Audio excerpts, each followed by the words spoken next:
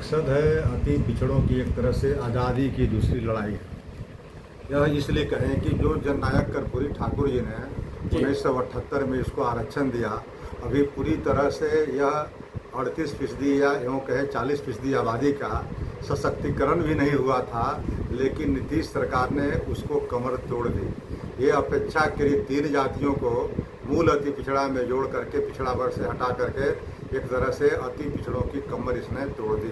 अब उसका परिणाम क्या हो रहा है कि चाहे वह पंचायती राज का चुनाव हो या नगर निकाय का चुनाव हो या बिहार सरकार में विभिन्न कोटि में रिक्तियों का सवाल हो, सारे जगहों पर ये संपन्न अपेक्षाकृत 3 जातियां जो है आ करके या 111 जातियों को प्रभावित कर रही है। तो जो मकसद जननायक कर्पूरी ठाकुर के था कि इसको लेकर के उन्होंने सोपानीकरण किया था, पहली बार आरक्षण पर इन्होंने इस तरह की व्यवस्था की थी बाइफर्केशन का, जिसके पूरे देश में चर्चा होती है और आज मिसाल बन गया है। उसी के तर्ज पर मंडल कमीशन लागू होने के 32 साल के बाद रोहिणी आयोग बनाई गई और रोहिणी आयोग का काम इतना ही था कि पिछड़े वर्गों को कितने श्रेणी में बांटी जाए ताकि इसका लाभ मिले। अब 32 वर्षों के आरक्षण के बाद जो विसंगतियां उत्पन्न हुई, उसमें देखा गया कि मात्र कुछ जातियों को इसका लाभ मिला और हजारों जातियों को इससे वंचित रह गया।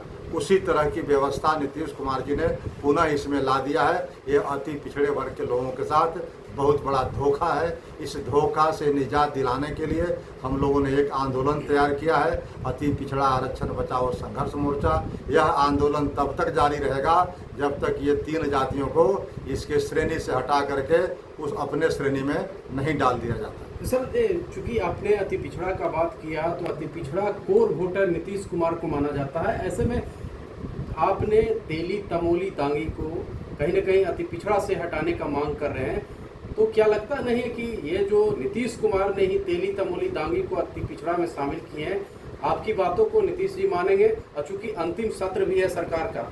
देखिए, इसका एक दिलचस्प कहानी है। पंचायती राज व्यवस्था में लालू प्रसाद यादव जी के टाइम में पटना उच्च न्यायालय का एक जजमेंट आया था कि पिछड़े वर्ग जो संपन्न है, यादव, जथा यादव, कुर्मी, कोयली, बनिया, इन लोगों को आरक्षण नहीं दिया जाए पंचायती राज और नगर निकाय में। उस समय 96 में लालू जी की सरकार थी। लालू जी इसके खिलाफ सुप्रीम कोर्ट चले गए। नीतीश बाबू जब सरकार बनी 2005 में, तो इस SLP को वापस ले लिए और वापस लेने के बाद जो पटना उच्च न्यायालय का आदेश था उसको उन्होंने पालन किया। अब उसी के फलस्वरूप अति पिछड़ों को आरक्षण दिया गया। पिछड़ों को आरक्षण पंचायती राज में नहीं मिला। अब एक संदेश चला गया बिहार में और तथाकथित जनता दल के यू के नकली कार्यकर्ताओं ने ये बात को फैलाया पूरे बिहार में कि नीतीश बाबू ने अति पिछड़ों को आरक्षण दिया है, लालू बाबू ने आरक्षण नहीं दिया। तब जाकर के बिहार में एक भ्रांति बन गई, एक संदेश चला गया गलत कि कर्पूरी ठाकुर के बाद नीतीश कुमार अति पिछड़ों के मसीहा है, पंचायती राज में उसने आरक्षण दिया है। लेकिन सच्चाई ये नहीं थी। सच्चाई थी कि पटना उच्च न्यायालय ने पंचायती राज में आरक्षण अति पिछड़ों को देने का फरमान आदेश जारी किया था, जिसको कुछ कार्यकर्ताओं ने पॉलिटिकल पार्टी के दिग्भ्रमित किया। इससे नीतीश बाबू के बारे में संदेश गया और आज तक अति पिछड़े वर्ग के लोग उसी का तथाकथित जो कदम है उसको ये लोग मानते हैं और नीतीश बाबू को अपना मसीहा मानते थे और नीतीश बाबू इसका वोट लेते गए और अपनी राजनीति में एक पहचान बनाए रहे। लेकिन आज वही नीतीश बाबू अति पिछड़ों की जो है वह कमर तोड़ दी है, गर्दन ममोड़ दी है।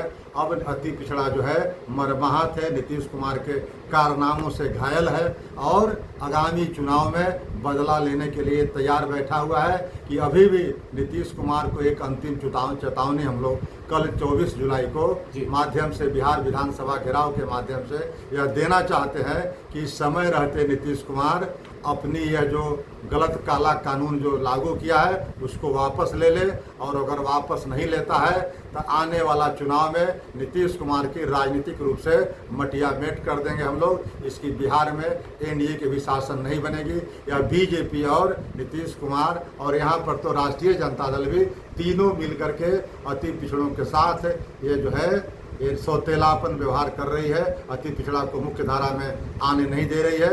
लेकिन जितनी अति पिछड़े की आबादी है, अब धीरे धीरे लोग जग रहे हैं और इन 3 दलों के नेताओं को भी वो ये लोग सबक सिखाने के लिए तैयार बैठे हैं। एक और सवाल रहेगा सर, पटना प्रशासन पूरी तरीका से एक्टिव है, बिहार विधानसभा का मानसून सत्र भी चल रहा है, ऐसे में क्या लगता है कि आप लोग बिहार विधानसभा कुछ कर पाएंगे? जितना प्रशासनिक तैयारी चल रही है, लाठीचार्ज भी हो रहे हैं, आज भी लाठीचार्ज देखने को मिला है, तो ऐसे में लगता नहीं है कि कितने की संख्या में आप लोग हैं और कैसे बिहार विधानसभा के मुख्य द्वार तक के आप लोग पहुँचिएगा? देखिए, जितनी बिहार के अंदर पुलिस है उससे कई हजार गुना अति पिछड़ों की आबादी है और आज 111 जातियां जो मूल अति पिछड़ा है उनके लिए यह जीने और मरने के समान हो गया है। करो और मरो की तर्ज पर आज आंदोलित हैं। इसलिए सरकार को अभी तो प्रतीकात्मक है कि हम हजारों की संख्या में बिहार सरकार को चेतावनी दे रहे हैं, लेकिन अगर सरकार समय रहते इस काला कानून वापस नहीं लिया तो इसके लिए हम लोग को जिस हद तक जाना होगा, लाठी खाना होगा, गोली खाना होगा या फिर जेल को भरना होगा, ये सारे हम हथियार को अपनाएंगे, लेकिन अपना जो अधिकार है उसको लेकर के रहेंगे। तेली तमोली दांगी को मूल अति पिछड़ा से बाहर करने की जो बात है उस सहित और 4 मांगे हैं, उन चारों मांगों के लिए आंदोलन हमारा जारी रहेगा और तब तक जारी रहेगा जब तक सरकार इसे मान नहीं लेती। तो क्या लगता है बिहार विधानसभा को कल आप लोग घेर पाइएगा, वहां तक पहुंच पाइएगा? अब कल का समय कल बताएगा। हम लोग तो तय किया है कि हजारों की संख्या में बिहार से प्रतिनिधि आ रहे हैं अति पिछड़ों के, और वो जहां तक संभव होगा सरकार को आगाह करने की हम प्रयत्न करेंगे। अब सरकार कितना